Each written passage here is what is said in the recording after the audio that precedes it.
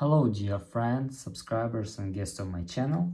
In this video I want to show and tell you how to set up notification summary on iPhone in 2024. This method works on iPhone 15. Please put your like, subscribe to my channel, share this video with your friends, and let's get started. So first we need to go to settings. After that, we need to click notifications, and after that, click scheduled summary. And here you must turn on this setting. After that, click continue, and here you can choose some applications, for example, and click add to applications.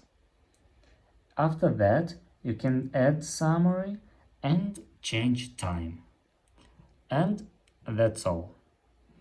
If you enjoyed this video and found it helpful, please put your like, subscribe to my channel and share this video with your friends. Bye bye everyone, see you later.